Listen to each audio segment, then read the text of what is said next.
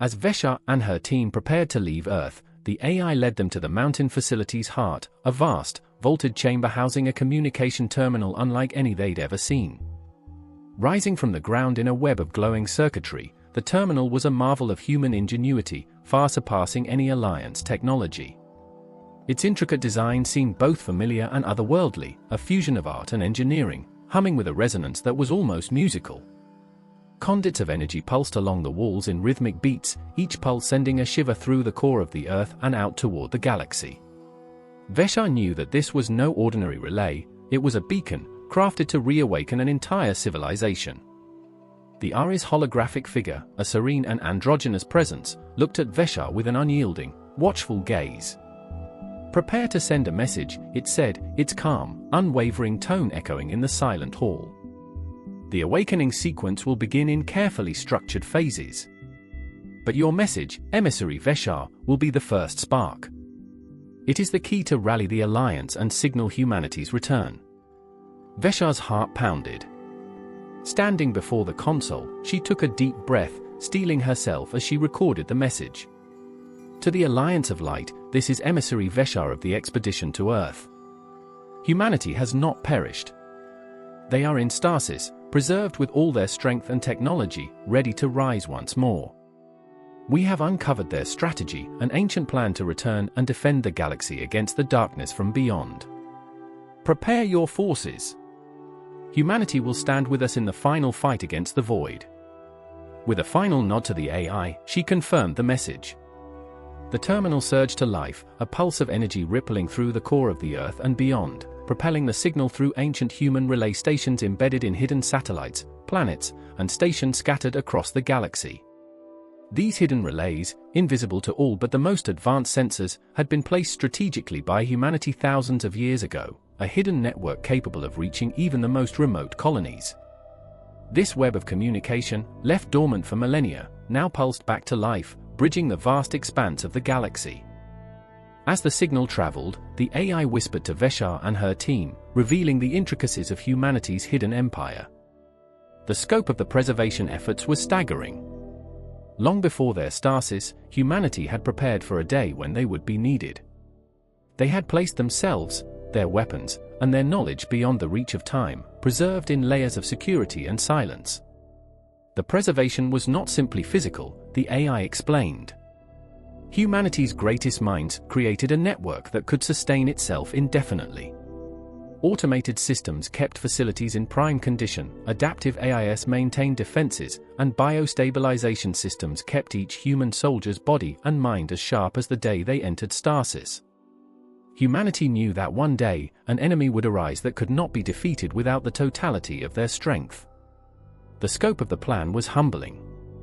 Facilities scattered across thousands of star systems had been created solely for this purpose. Each installation, like pieces of an elaborate puzzle, had been designed to serve a specific role in preserving humanity's power and knowledge. There were massive vault worlds hidden in barren star systems where billions of cryogenic pods lay waiting, each pod monitored by its own AI guardian. On these worlds, the stasis systems were protected by layer upon layer of defenses, laser grids, cloaking devices, and even genetic locks that could only be accessed by those deemed worthy. These vaults were overseen by core AI networks that could independently initiate a planetary defense mode if intruders ever attempted entry. Some worlds held military forces, battalions of soldiers trained in tactical warfare, their memories and skills honed in their last years before stasis, ready to reawaken with every ounce of their skill and strength intact. Other worlds contained technological repositories where the secrets of advanced weaponry, warp drives, and energy manipulation lay hidden. Yet others were research outposts, stocked with biological and environmental resources, containing the blueprints to recreate everything humanity had achieved, from the largest cities to the most intricate medical technologies. As the signal spread across these worlds, the dormant technology began to respond, each facility reawakening in a carefully controlled cascade. In the Prometheus T9 sector, the energy shields around the ruins glowed to life, reinforcing the city's already formidable defenses. On Aegis 5, the AI once limited to basic defensive maneuvers reconnected to the central network, granting it access to a massive arsenal of weapons and information systems. And in remote parts of the galaxy, facilities the Alliance had never even imagined activated, their silent guardians prepared to carry out humanity's plan. In the Vault worlds, vast subterranean chambers began to hum as the first stages of reawakening protocols took effect. Banks of cryogenic pods blinked with life as the AI systems conducted diagnostic checks, preparing to gradually lift humanity from their ancient sleep. The AI explained that these humans, preserved for thousands of years, were still in prime health. Advanced genetic engineering and biostasis techniques had enabled them to endure time without any loss of vitality or cognitive ability. Their bodies had been rejuvenated continuously through advanced cellular stabilization, while their minds had been kept sharp through regular AI-simulated combat scenarios and training updates that played within their consciousness, even in sleep. Veshar and her team could feel the monumental shift as more and more systems came online. Across the galaxy, Alliance fleets and colonies received reports of ancient human technology, ships, medical stations, and fortresses, responding to the signal. Humanity, hidden and silent for millennia, was beginning to stir, its presence reawakening like a sleeping giant roused from an eternal slumber. But the most awe-inspiring sight was the reawakening of the human fleets. At first, Alliance scouts encountered small ships of unfamiliar design moving through deep space, their shapes streamlined, their energy readings pulsing with power.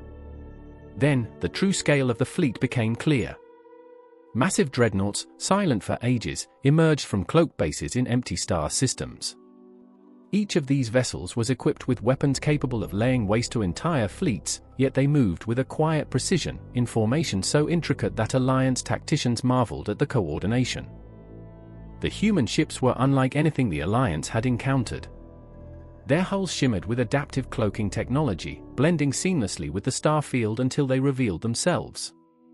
Towering dreadnoughts flanked agile cruisers and fighter ships, all designed with the artistry and precision of a civilization that had mastered every facet of warfare. At the front of each ship, the insignia of the ancient human alliance gleamed, a symbol of unity and purpose, a promise to defend the galaxy.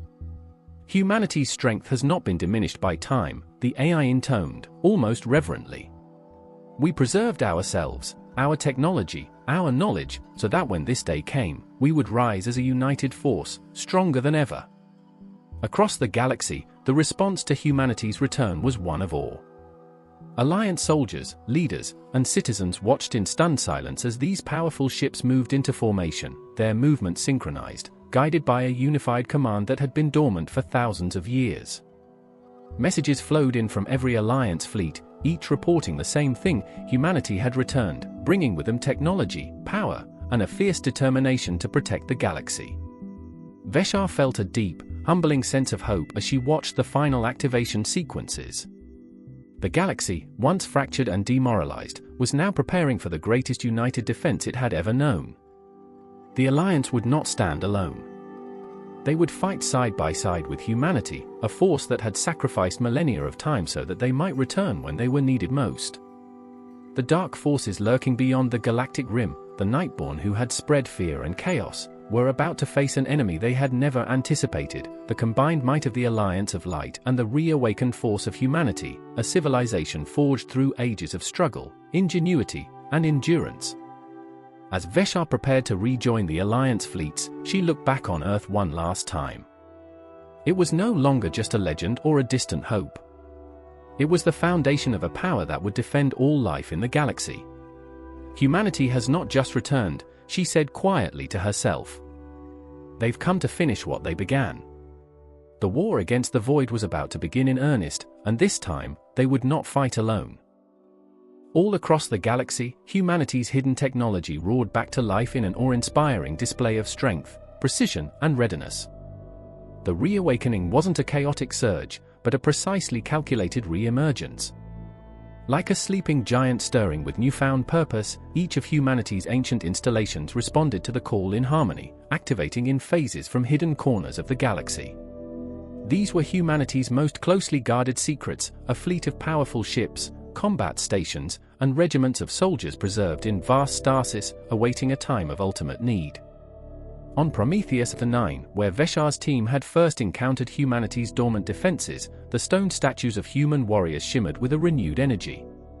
These constructs, once appearing as mere memorials of ancient soldiers, now glowed from within, energy coursing through their frames like blood. They moved in precise formation, their faces featureless yet somehow emanating a sense of purpose. Each construct wielded sleek plasma weaponry that glowed with a fierce blue light. And as the void forces encroached upon the system, these constructs positioned themselves along the crumbling walls of the ruin, preparing to defend the territory from any hostile force that dared approach. On Aegis 5, humanity's mysterious, gravity-wielding AI projected energy shields across the atmosphere, shielding nearby Alliance fleets from incoming void attacks. The facility itself was a massive, obsidian-black fortress with walls that seemed to consume light, protected by automated defense drones that spiraled in patrol around it. Its internal core held the AI, an entity both massive and intricate, suspended within a labyrinth of gravity fields that it could manipulate to deflect enemy fire or trap entire enemy ships. But even these formidable installations were overshadowed by the reawakening of humanity's true might, the Phoenix Vaults. Hidden on lifeless, remote planets in star systems far from populated sectors, the Phoenix Vaults housed humanity's greatest weapon, its soldiers. These vaults had been designed as underground fortresses, buried beneath miles of rock and protected by energy barriers that could withstand any siege. The vaults themselves sprawled across multiple levels, each floor filled with rows of cryogenic pods that had kept humanity's elite warriors in stasis for millennia.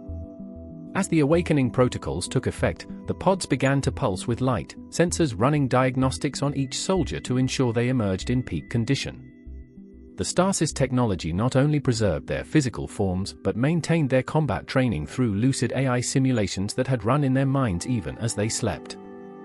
These soldiers had not only been preserved, they had continued to evolve. Advanced medical pods assessed and strengthened their bodies, even regenerating cells to ensure they emerged with no loss of physical or cognitive ability. Each soldier was clad in an Exos Armatus, a sleek, modular exosuit made of a metal alloy unknown to the Alliance, capable of adapting to the soldier's physiology and movements as if it were a second skin. The exosuits, colored in matte black with faint blue energy lines tracing their contours, were equipped with advanced weaponry that responded to thought commands, integrated shield projectors, and reflex-enhancing boosters that allowed them to move with superhuman speed and precision. Some exosuits even featured a pair of retractable energy wings, allowing soldiers to glide across battlefields, while others bore wrist-mounted plasma blades and wrist cannons. The soldiers themselves bore marks on their helmets and armor denoting their specialized roles: scouts, close combat experts, long-range tacticians, and heavy artillery bearers. Across the galaxy, Alliance forces witnessed these legendary soldiers emerging from stasis, their movements perfectly coordinated, their discipline unbroken.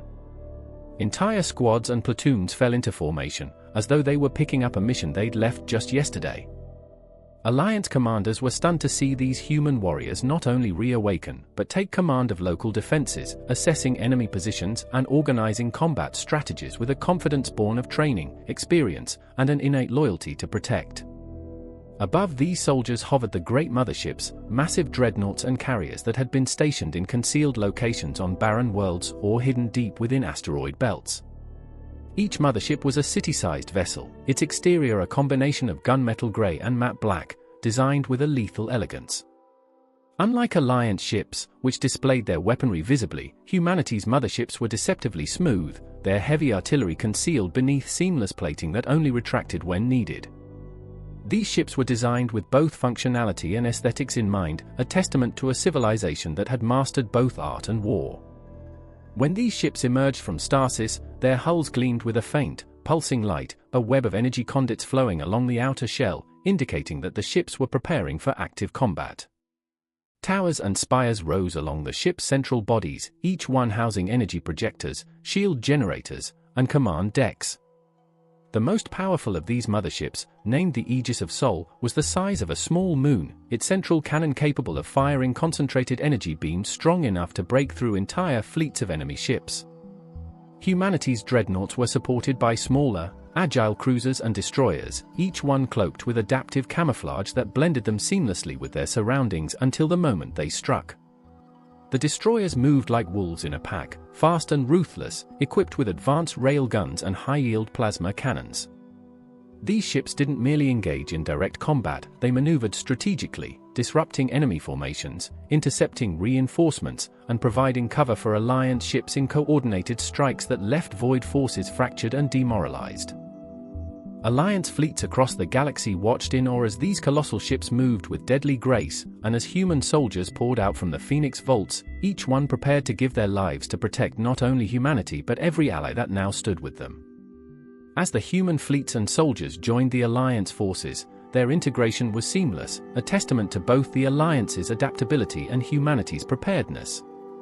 The coordination between the newly awakened human forces and the Alliance ships was instantaneous, assisted by an advanced AI network that linked human command ships with the Alliance fleet. This AI, a version of the sentient core back on Earth, synchronized tactical data between humans and Alliance leaders, allowing them to adapt to the Void forces' movements in real time. And yet, among the dreadnoughts, destroyers, and soldiers, there was one class of vessel that inspired particular awe across the Alliance ranks. These were the Eidolon-class battle carriers, sleek, gleaming carriers of unmatched scale and sophistication. These carriers, each kilometers long, housed hundreds of Exos Armatus soldiers as well as squadrons of smaller fighter ships known as Valkyries. The Valkyries were nimble, silver-winged fighters equipped with high-powered laser arrays, each pilot integrated directly into the ship's controls through neural links that allowed them to maneuver as extensions of their own bodies. These Eidolon carriers were not only vessels of war but symbols of hope, their names ancient and revered: Aurora, Zenith, Horizon, and Sol's Vigil. And then there were the Celestial-class command stations, mobile fortresses hidden on moons or in asteroid fields, each one able to defend entire sectors. These stations, positioned at strategic points in the galaxy, coordinated attacks, summoned reinforcements, and acted as fallback positions for retreating Alliance forces. Their defenses were impregnable, with layers of shields and artillery capable of holding back waves of Void forces for weeks if needed. Each command station contained data libraries, preserved knowledge, and research facilities that the Alliance could access, greatly enhancing their technological capabilities. Across the galaxy, the awakening was a spectacle that Alliance forces would remember for generations. Human ships, with their graceful forms and shimmering cloaks, flew into the darkness like phantoms of light, rallying to their ancient task with a purpose and unity unmatched by any other force. The Alliance soldiers, who had once doubted humanity's return, now fought side by side with these legendary warriors, bolstered by the vast human fleet and empowered by humanity's ancient technologies. As humanity's soldiers and ships joined the Alliance, the galaxy felt a monumental shift. Legends had come to life, warriors who had waited in slumber had risen to fight once more, and the entire galaxy trembled at their return. The combined force of humanity and the Alliance prepared for the battles to come, united not by necessity alone but by a shared purpose, to protect all life against the onslaught of darkness from the Void. Humanity's presence was no longer a myth, but a tangible, indomitable force, an unyielding shield against the shadows. And as they assembled, soldiers and pilots looked toward the stars, toward the looming Void where the final confrontation awaited, ready to defend the galaxy together. The galaxy stood on the brink of a cataclysmic battle, and humanity's forces knew that their allies in the Alliance would need to reach a new level of preparedness if they were to stand any chance against the Void forces. To this end, humanity's newly awakened commanders organized a series of joint training exercises aboard the Celestial-class command station, Titan's Vigil. This station, vast enough to accommodate cities within its structure, housed training facilities, advanced simulators, and specialized arenas where humanity's elite had once honed their skills. Alliance soldiers, accustomed to grueling routines, were soon to experience a level of training they hadn't anticipated. In a cavernous chamber layered with environmental controls and holographic emitters, Alliance soldiers gathered for their first joint training exercise. Human soldiers stood beside them in silent rows, their faces stoic and focused. These men and women, long preserved in stasis and awakened only for the most dire need, exuded a presence that the Alliance soldiers could feel like a palpable force. Colonel Elias Rourke, a human officer with a reputation for legendary endurance, addressed the assembled troops from a raised platform. His voice, clear and resonant, commanded respect and attention. "Today, you'll face the trial of the broken world, the first step in our training. Remember, this isn't about winning. It's about seeing if you have what it takes to endure. Void forces won't offer you any comfort, any mercy. If you can't make it through this, you're not ready for what's to come. The Alliance soldiers shifted nervously, exchanging glances. They were trained in their own right, each of them the best from their respective races, but the intense energy radiating from the human soldiers unsettled them. With a nod from Colonel Rourke, the room transformed. Holographic projections turned the chamber into a shattered cityscape, its skies filled with swirling smoke and the distant rumble of collapsing buildings. Fires erupted around them, and drones appeared overhead, armed with simulated weapons that fired pulses of energy meant to shock the soldiers upon contact. The exercise began, and chaos followed. The drones targeted each Alliance soldier with ruthless precision, swooping down from the smoke-filled sky in coordinated attacks. Every hit triggered a painful pulse that simulated real injury. Human soldiers, unfazed, moved with uncanny coordination, ducking and dodging as though they were gliding across the battlefield. They worked in teams of 2 or 3, anticipating each other's movements, every action synchronized. The Alliance soldiers, by contrast, struggled. Corporal Duran, a powerful Valerian known for his brute strength, found himself gasping for breath as he sprinted through the smoke. Energy blasts seared against his armor, leaving simulated burns and bruises that his neural visor translated into real pain. He saw a human soldier named Lieutenant Kyle Wren, a wiry man with an intense gaze, dispatching drones with minimal effort, his movements precise and unflinching. Duran fought hard, managing to take down a few drones before exhaustion hit him. After hours of relentless assault, the Alliance soldiers barely held their ground. By the end of the exercise, only a few were still standing, gasping for air, while most had been knocked out of the simulation, lying sprawled on the training grounds. They had passed the trial of the broken world, barely. And as they panted, bruised and humbled, the Alliance soldiers believed the ordeal was over. But Colonel Rourke's voice cut through the heavy silence. That was only the beginning. Alliance soldiers exchanged looks of confusion and shock as the human soldiers assembled for the next phase of training. Rourke motioned to the holographic engineers, and in seconds, the room transformed again, this time into a towering obstacle course with shifting walls, simulated blizzards, and a labyrinth of trenches and barricades. This was the Gauntlet, an infamous test that had broken even humanity's best soldiers during their early days of interstellar expansion. The Gauntlet began, and immediately, the Alliance soldiers found themselves pushed far beyond their limits. The course required them to scale walls under sniper fire simulations, wade through freezing waters that numbed their limbs, and sprint across open terrain while evading a battery of plasma drones. Each obstacle was designed not just to test their strength and agility, but to wear down their mental resilience. Hours passed as the soldiers fought through fatigue and pain, struggling to keep up with the relentless demands of the course. Lieutenant Wren, the human soldier who had already impressed the Alliance soldiers, darted through the obstacles with grace and determination, leaping from wall to wall, maneuvering through traps with an ease that defied the intensity of the course. An Isari soldier named Private Nalik watched him in disbelief, struggling to follow as he grappled with exhaustion. The Alliance soldiers were hardened, but the level of stamina and mental fortitude required here went beyond anything they had trained for. Private Yalax, a 4-armed Therian, barely made it halfway through the gauntlet before collapsing, gasping for air as simulated wounds covered his body. He looked up at Lieutenant Wren, who was already scaling the next wall, seemingly untouched by fatigue. "Is this how you train all your soldiers?" Yalax asked, incredulous. Wren looked down, his face calm but resolute. "This is just the warm-up, Therian. We don't prepare to survive. We prepare to win." By the end of the gauntlet, not a single Alliance soldier made it to the end. The few who managed to crawl through the final section lay on the ground, too exhausted to move. Human soldiers stood around them, silent but respectful, acknowledging their allies' efforts. But it was clear, the Alliance troops were far from ready for the challenges humanity had endured. Then, to the Alliance soldiers' surprise, the human soldiers began assembling in another chamber. Colonel Rourke addressed the assembled Alliance troops, his voice carrying an edge of pride and solemnity. "This final exercise is not for you," he said. The Obsidian right is reserved only for humanity's elite, those who are prepared to make the ultimate sacrifice if necessary. Watch if you like, but know that these trials are not for the faint of heart.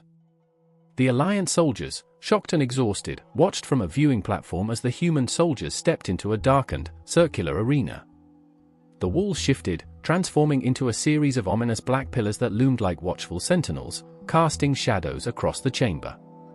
A few human soldiers stepped forward, including Lieutenant Wren and Captain Alex Drake, a towering figure with a fierce, focused demeanor. Without warning, the lights went out, plunging the arena into darkness. A voice from the AI training system announced, "Obsidian right initiated." In the darkness, a series of deadly, fast-moving drones activated, darting through the arena at lightning speeds. These drones were far more advanced than those used in previous exercises, armed with simulated blades, shock pulses, and sound cannons that disoriented anyone caught within their radius. The human soldiers didn't just have to evade, they had to destroy each drone with only a knife and their bare hands. Lieutenant Wren moved with an almost supernatural grace, slipping through the darkness as though he were part of it.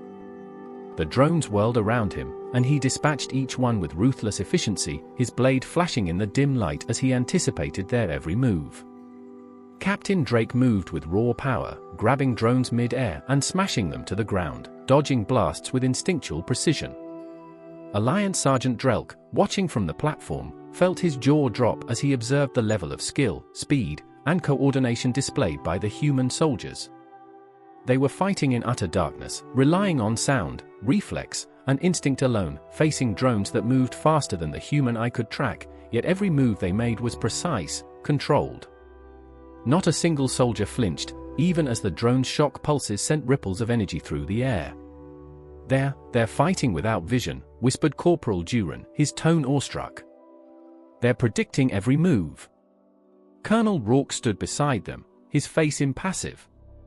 The Obsidian right was designed to prepare humanity for encounters where there would be no visibility, no certainty, only pure instinct. Our ancestors developed these methods in the darkest days of the Void Wars, and our best still train this way to ensure we are prepared for whatever we may face. The Alliance soldiers watched in silent awe, realizing just how far humanity was willing to go. By the end of the rite, the human soldiers had dispatched every drone, their breathing steady, their gazes intense and unbroken. As the lights returned, the soldiers straightened, not a hint of exhaustion visible on their faces. Captain Drake looked toward the platform where the Alliance soldiers watched, his gaze piercing. "Remember what you've seen," he said, his voice low, but carrying the weight of experience.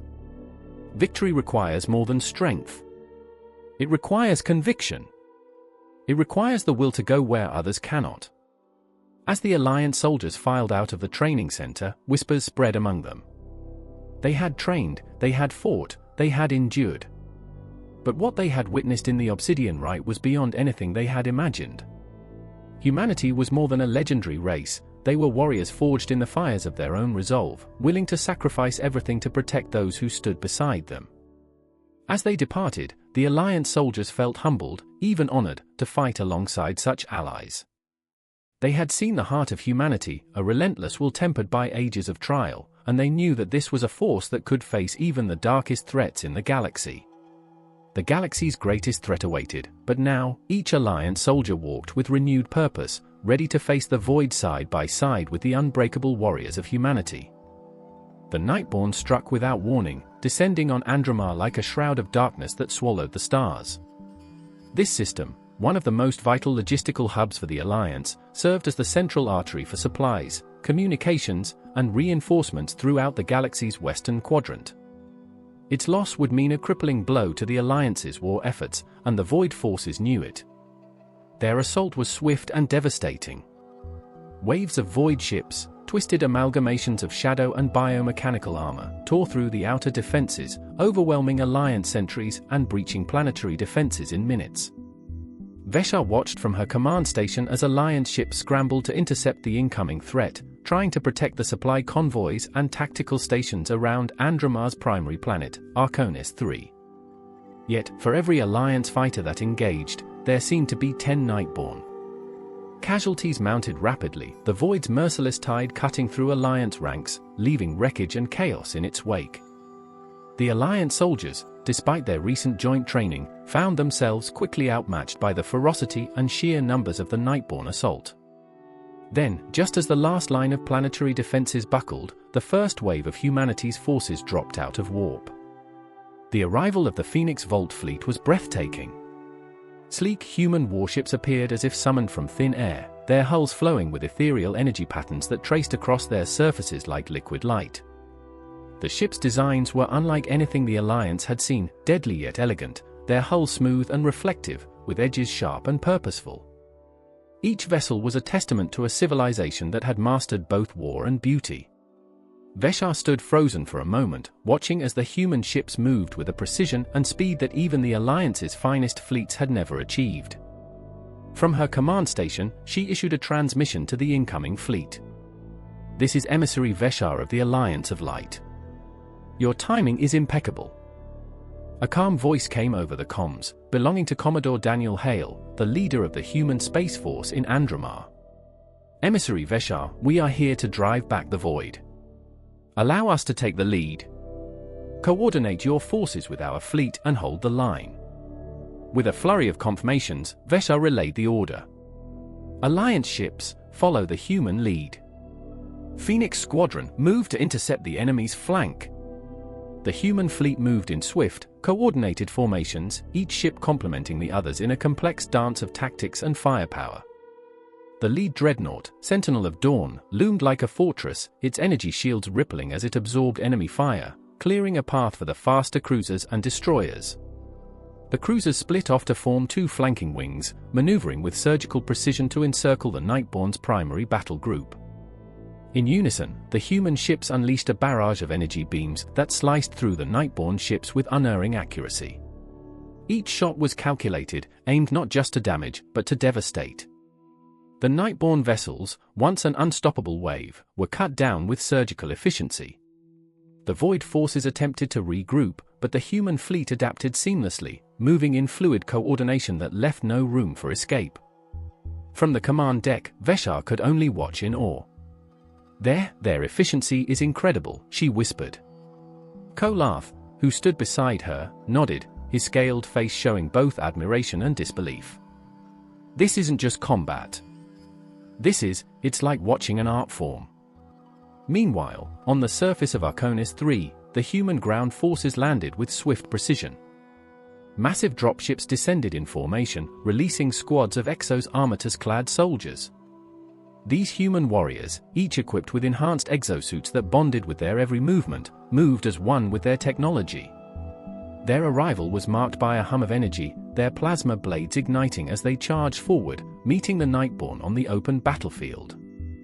Captain Marcus Hale, a towering figure clad in a jet-black exosuit, led the first assault wave. His voice crackled over the comms to his men and the Alliance forces who had survived the initial assault. "Form up and engage.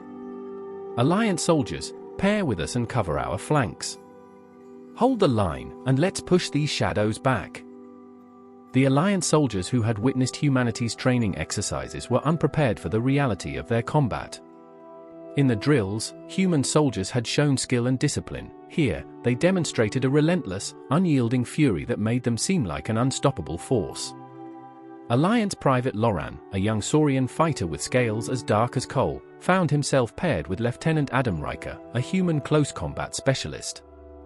Riker moved with a speed that defied belief, his plasma blade an extension of his will. Every swipe of his weapon struck true, slicing through the twisted forms of the Void creatures with an efficiency that was almost supernatural. "Stay close, Loran," Riker called over the comms, deflecting a blast from a Nightborne's weapon with a flick of his wrist before driving his blade through its chest. "These things don't give second chances." Loran struggled to keep up, but the human's unwavering focus drove him forward, stealing his nerves. The sight of Riker and his fellow soldiers moving through the battlefield like unstoppable predators emboldened him. Together, they pressed forward, pushing back the Nightborne in a way he had never thought possible. Meanwhile, overhead, the human Air Force joined the fray. Sleek fighter jets known as Valkyries darted through the sky, each one piloted by a human pilot linked directly to the craft through a neural interface. The Valkyries, designed for rapid maneuvers and precision strikes, weaved through the air, dodging enemy fire with an agility that Alliance pilots could hardly believe. Captain Jason Kane, a decorated pilot, led the charge, his Valkyrie swooping through the enemy line like a hawk among crows. As he soared over the battlefield, Kane issued orders to his squadron. Valkyrie Squadron, engage in Firefly formation. Intercept enemy air units and support the ground forces. We're clearing a path. His squadron responded instantly, breaking off into smaller teams that executed rapid strikes against the Void's aerial forces, weaving between blasts of dark energy and returning fire with pinpoint lasers. The Void's air units, once a threat that had decimated Alliance ships, now faltered under the relentless precision of the Valkyries. Every burst of human firepower hit its mark, sending enemy fighters plummeting to the ground in flames. Back in orbit, the Void fleet desperately tried to regroup, but the human naval forces showed no mercy. Commodore Hale commanded the Sentinel of Dawn from its bridge, issuing orders with calm precision. All ships, advance on their flagship. Target their energy cores, and don't let up until they're neutralized. The human dreadnought's main cannon charged, its energy output lighting up the dark expanse as it unleashed a beam that tore through the Nightborne's lead vessel. The Void ship shuddered, its armor melting away under the sustained assault, before exploding in a burst of dark energy. Hale's fleet continued their relentless onslaught, cutting through the Nightborne's lines, leaving the Void fleet scattered and broken. On the ground, Captain Hale and his soldiers pressed forward, driving the Nightborne forces back from the key supply stations and into the wastelands outside the main Alliance base. The Nightborne, creatures of both flesh and metal, retaliated fiercely, but the human soldiers adapted to every tactic with ruthless efficiency. As the battle raged, Kolath led an Alliance squad that included several human soldiers toward a heavily fortified Nightborne encampment. Among them was Sergeant David Cross, a demolitions expert clad in an exosuit with reinforced plating and heavy weaponry. Cross approached Kolath, handing him a detonator. "Cover me while I plant these charges. We're clearing this whole sector in one go." Kolath nodded, following Cross as they maneuvered through enemy fire.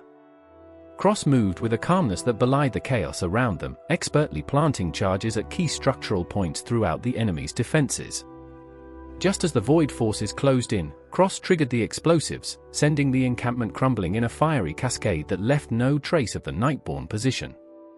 With the encampment destroyed, the human and Alliance forces regrouped for a final push. Together, they surged forward in coordinated strikes, the humans leading the charge with their unmatched tactical precision. Plasma rifles blazed, energy blades cut through armor, and explosions lit up the battlefield as the two forces fought as one, driving the Nightborne into a desperate retreat. At last, the Void forces began to break, their formation scattering as they fled from the relentless assault. The Alliance forces, battered and bruised, watched in disbelief as the human soldiers, tireless and resolute, continued their advance, hunting down every last remnant of the Nightborne battalion. When the dust finally settled, Andromar was secure. The Void forces had been rooted out, their presence eradicated with a level of efficiency that left Alliance commanders speechless. The human soldiers, their exosuits scuffed but their faces calm and collected, regrouped as if they had merely completed another training exercise. Back on the command ship, Veshar watched the battle report in stunned silence. She turned to Commodore Hale, who appeared on the comm screen with a slight nod of acknowledgement. "We're ready for what's next," he said simply, his voice steady. Veshar, still processing the sheer power and discipline she had witnessed, nodded in return. "With you at our side, Commodore, we may yet have a chance to win this war." Across the battlefield, Alliance soldiers looked at their human counterparts with newfound respect, some with awe, others with a quiet gratitude. The legends of humanity's strength and resilience had proven to be not just stories, but reality. The Void forces had encountered an enemy like none they had faced before, a force that was as relentless as they were disciplined, a force that had not only awakened but would continue to fight until the Void was no more.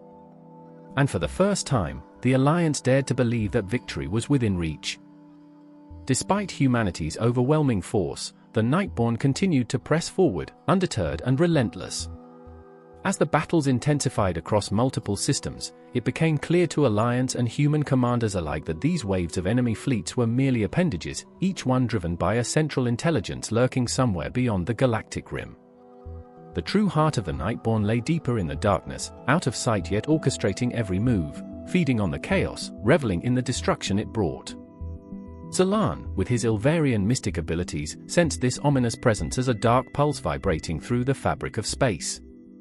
It was a consuming void, a consciousness that radiated malice, reaching out to manipulate its minions like marionettes on invisible strings.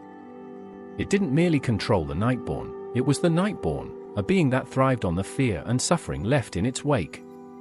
This revelation chilled him to the core. The Alliance had long suspected that the Nightborn were connected by more than just a shared purpose, that they were driven by something far more sinister, a single, malevolent force. Now, with humanity's help, the Alliance finally had a chance to confront it. High Command formed a coalition strike force, an elite team drawn from both humans and Alliance soldiers, to venture into the depths of Nightborn territory and confront this central entity. Vesha volunteered to lead the mission, joined by Kolath, Zalan, and a select group of newly awakened human warriors who specialized in stealth operations, sabotage, and high-stakes infiltration. Their journey took them into the uncharted void beyond the galactic rim, a place where starlight grew faint and space felt dense, heavy with the gravity of something vast and consuming. As they approached, they felt the void pressing in on them, an oppressive presence that tugged at their minds, as if trying to erode their very will to continue. The darkness here was unnatural, almost alive, dense enough to distort the very fabric of space. The team's destination loomed before them, a massive, twisted construct of dark, alien metal, the Nightborn Citadel. The structure absorbed all light, leaving only faint outlines of jagged spires and twisted corridors that stretched like claws into the void. It towered in the darkness, a monument to entropy, pulsating with a faint energy that made it seem as if the entire citadel was breathing, alive with an unholy awareness. Inside, the corridors were narrow and maze-like, each one seeming to shift and change, filled with an almost sentient darkness. The air pulsed with an energy that wasn't quite sound but a low, rhythmic beat, like the heartbeat of something ancient and terrible. As they advanced, Zalan's mystic senses guided them, allowing him to detect subtle fluctuations in the energy around them, shifts in the air pressure, glimmers of dangerous shadow. He led them through the treacherous halls, avoiding traps that seemed woven into the structure itself. Shadows shifted unnaturally, sometimes forming grasping tendrils that would lash out, only to dissolve when Zalan's mystic powers shielded the team.